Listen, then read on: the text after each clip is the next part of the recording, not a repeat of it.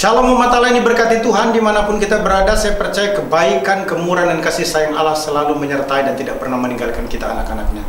Kembali bersama dengan saya Pendeta Dr. Nas DTH dalam program Rem Ministry. Kita akan merenungkan firman Allah yang sejuk yang membuat kita semakin bertumbuh, berakar, dan berbuah di dalam Kristus Yesus Tuhan kita.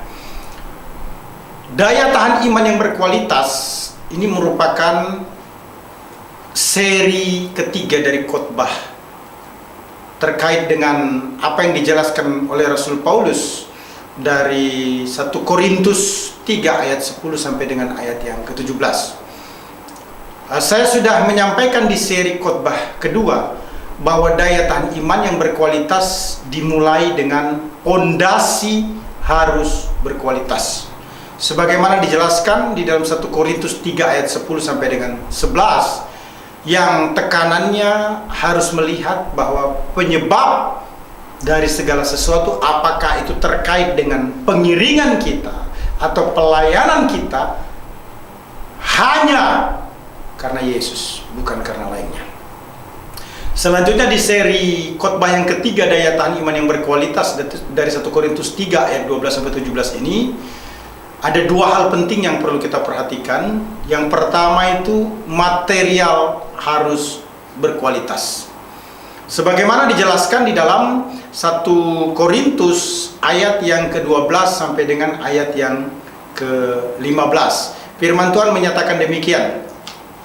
Entahkah orang membangun di atas dasar ini dengan emas, perak, batu permata, kayu, rumput kering atau jerami. Sekali kelak pekerjaan masing-masing orang akan nampak, karena hari Tuhan akan menyatakannya. Sebab ia akan nampak dengan api, dan bagaimana pekerjaan masing-masing orang akan nampak diuji oleh api itu. Jika pekerjaan yang dibangun seseorang tahan uji, ia akan mendapat upah. Jika pekerjaannya terbakar, ia akan menderita kerugian, tetapi ia sendiri akan diselamatkan, tetapi seperti dari dalam api. Material iman harus bermutu, harus berkualitas, diidentikan dengan tahan uji atau tidak terbakar. Artinya kita sebagai orang percaya harus memiliki pemahaman, pengetahuan terkait dengan iman di dalam Yesus Kristus yang berkualitas, sesuai dengan standar atau kehendak Allah. Yang bisa dibangun di atas dasar bangunan adalah apa yang bisa ditopang dan apa yang sesuai dengan dasarnya. Emas dan kotoran tidak boleh bercampur bersama.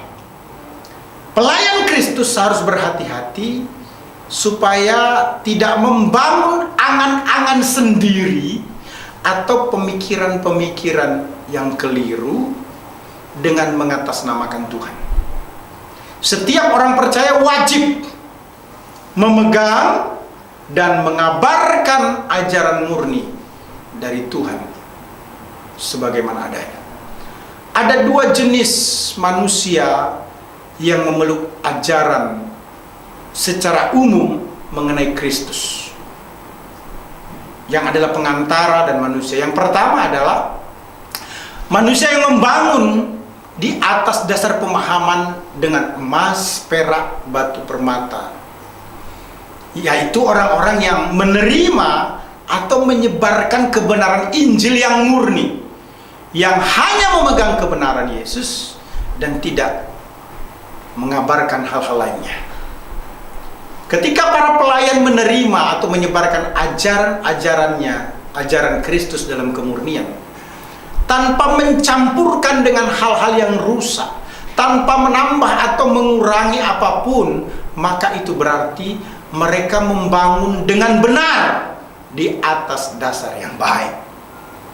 Menarik sekali saudara. Yang kedua adalah membangun dengan kayu, rumput kering atau jerami. Artinya, sekalipun ada orang percaya melekat pada dasar yaitu Kristus, namun pikiran dan perilaku melenceng dari Kristus, Jadi ada upaya menggantikan ajaran dan ketetapan Kristus dengan berbagai khayalan, temuan atau kepentingan sendiri. Api akan membakar kayu, rumput kering dan jerami sehingga hangus terbakar. Setiap pekerjaan atau perilaku orang percaya pada hari Tuhan akan dinyatakan atau diadili, sebab ia akan nampak dengan api. Sebagaimana dijelaskan dalam ayat 13 tadi. Apilah yang membedakan dan memisahkan kotoran dari emas dan perak. Demikian pula emas, perak, dan batu permata yang tahan api akan dibedakan dari kayu, jerami, dan rumput kering yang akan hangus di dalam api. Ayat 13 menyatakan pekerjaan masing-masing mengacu kepada tanggung jawab yang bersifat individual, di mana hari Tuhan ialah saat manusia akan menghadapi tahta pengadilan Kristus. Sebagaimana dijelaskan dalam 2 Korintus 5 ayat 10. Hanya orang-orang yang berkualitas saja yang muncul sebagai pemenang. Bagaimana pekerjaan masing-masing akan nampak? Menunjukkan bahwa dasar penilaian adalah mutu atau kualitas dari pekerjaan, bukan jumlah atau kuantitas. Dalam ayat 15 dikatakan, jika pekerjaannya terbakar, ia akan menderita kerugian. Rugi karena tidak memperoleh upah, bukan kehilangan keselamatan. Bila pekerjaan orang percaya tahan uji, maka dinyatakan lulus atau mendapatkan upah atau mahkota. Perhatikan, kesetiaan dalam diri kita dalam pelayan kepada Kristus akan mendapatkan imbalan yang penuh di masa akan datang. Orang-orang yang menyebarkan iman yang murni dan sejati, pekerjaannya akan tahan uji di hari agung di mana Tuhan akan memberikan upah. Pekerjaan orang yang terbakar karena adanya pemikiran dan perilaku yang sia-sia atau jahat, maka tidak diakui Allah atau ditolak. Jadi jika seseorang membangun dengan kayu, rumput kering atau jerami, dia akan menderita kerugian karena ditolak. Di masa pandemi COVID-19 ini menjamur pengajaran atau pengkhotbah jadi-jadian.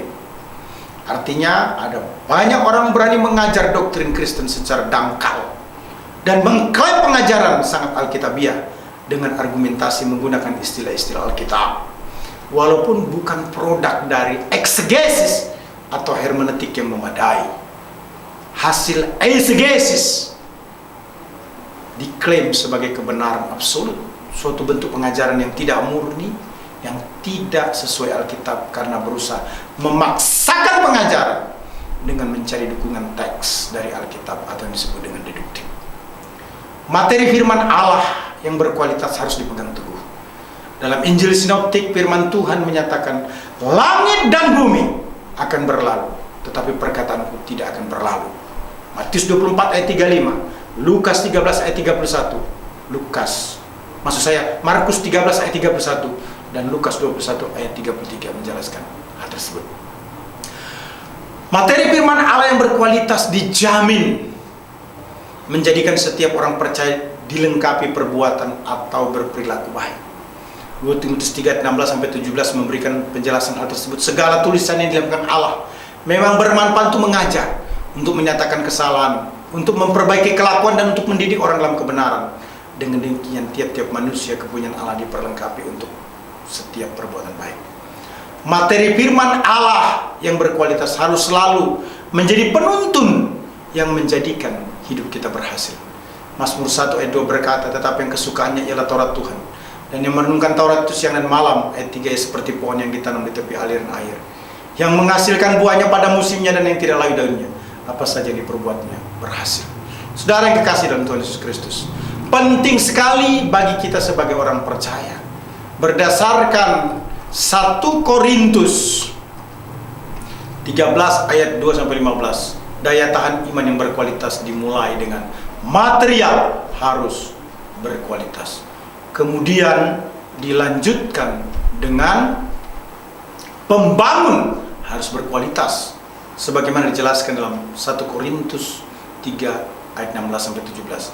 Hal ini memberikan penekanan bahwa yang disebut pembangun itu adalah orang percaya yang adalah bait Allah yang kudus. 1 Korintus 3 ayat 16-17 berkata, tidak tahukah kamu bahwa kamu adalah bait Allah dan bahwa Roh Allah diam di dalam kamu? Jika ada orang yang membinasakan bait Allah, maka Allah akan membinasakan dia. Sebab bait Allah ialah kudus dan bait Allah ialah kamu. Ayat 16 menyatakan, kamu adalah bait Allah. Yang ditekankan di sini ialah seluruh jemaat atau orang percaya adalah bait Allah yang menjadi tempat kediaman Roh Allah. Selaku bait Allah, saudara-saudara, di tengah-tengah lingkungan yang bobrok, umat Allah di Korintus tidak boleh berpartisipasi dalam kejahatan yang lazim dalam masyarakat, tetapi harus menolak segala bentuk kebejatan. Bait Allah adalah kudus karena Allah adalah kudus. Sebagai bait Allah, setiap orang percaya dipisahkan dari kegunaan-kegunaan yang tidak baik dan dikhususkan bagi kepentingan Allah dan pelayanannya. Setiap orang percaya dikuduskan bagi Allah. Inilah dasar untuk melawan nafsu kedagingan dan semua ajaran yang mendukung nafsu tersebut. Jika kita adalah bait Allah, maka kita tidak boleh melakukan apapun yang akan memisahkan kita darinya, memisahkan kita dari Allah. Sesuatu yang mengotori atau menajiskan diri kita, yang membuat kita tidak layak untuk dipakai olehnya, harus dihindari. Setiap orang percaya adalah kudus, sehingga harus selalu bersih, suci dalam hati dan perilaku. Kita harus sungguh-sungguh membenci dan menghindari hal-hal yang mengotori bait Allah ataupun yang menajiskan yang kudus. Saudara yang kekasih dalam Tuhan, pembangun rumah merupakan kunci kemegahan dari suatu nilai seni rumah yang dibangun. Berapapun modal untuk membangun rumah, bila hanya pondasi atau material bangunan yang berkualitas tidak cukup. Butuh orang yang benar-benar profesional sebagai pembangun untuk menyelesaikan suatu bangunan. Pembangun tersebut disebut kamu yang adalah bait Allah. Pembangun atau tukang yang berkualitas menyadari dirinya sejati adalah bait Allah. Bait Allah sejati berkomitmen selalu hidup kudus sebagai tanda ketaatan. Sebagaimana dinyatakan dalam 1 Petrus 1 ayat 16. Sebab ada tertulis, kuduslah kamu sebab aku kudus. Bait Allah sejati berkomitmen tunduk kepada Allah. Yakobus 4 ayat yang ke-7 berkata, karena itu tunduklah kepada Allah dan lawanlah iblis, maka ia akan lari daripadamu. Bait Allah sejati berkomitmen tunduk kepada Allah agar bisa mengalahkan keinginan daging atau keduniawian. Sebagaimana dinyatakan dalam Kolose 3 ayat yang ke-5. Karena itu matikanlah dalam dirimu segala sesuatu yang duniawi, yaitu percabulan, kenajisan, hawa nafsu, nafsu jahat, dan juga keserakahan yang sama dengan penyembahan berhala. Bait Allah sejati berkomitmen selalu hidup dipenuhi Roh Kudus. Efesus 5 ayat 18 memberikan penguatan. Dan janganlah kamu mabuk oleh anggur, karena anggur menimbulkan hawa nafsu, tetapi hendaklah kamu penuh dengan roh. Menarik sekali. Hendaklah kamu penuh dengan roh. Pleureste, satu bentuk kata kerja perintah yang harus dilakukan secara terus-menerus. Artinya ada upaya untuk menyerahkan diri, hidup penuh dengan roh. Bait Allah sejati berkomitmen untuk hidup di penuh roh Allah agar menghasilkan buah roh. Galatia 5 ayat 22 berkata, tetapi buah roh ialah kasih, sukacita, damai sejahtera, kesabaran, kemurahan, kebaikan, kesetiaan.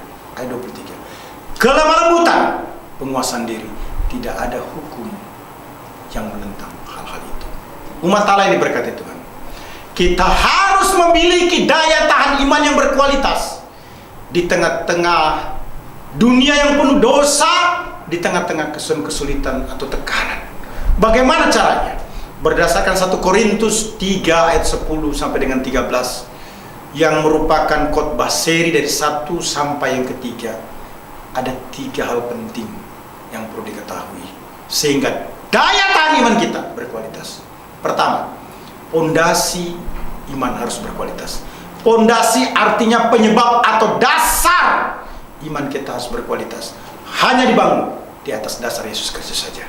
Yang kedua, materi atau pemahaman tentang Alkitab. Materi iman, material iman harus berkualitas.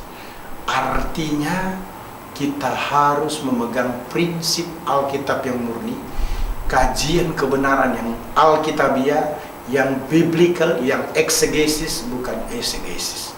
Yang ketiga, pembangun iman harus berkualitas.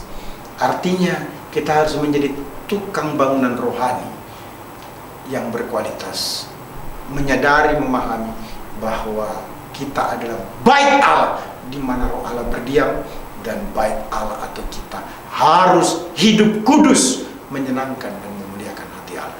Haleluya, Immanuel, Tuhan memberkati. Amin. Kau tetap selamanya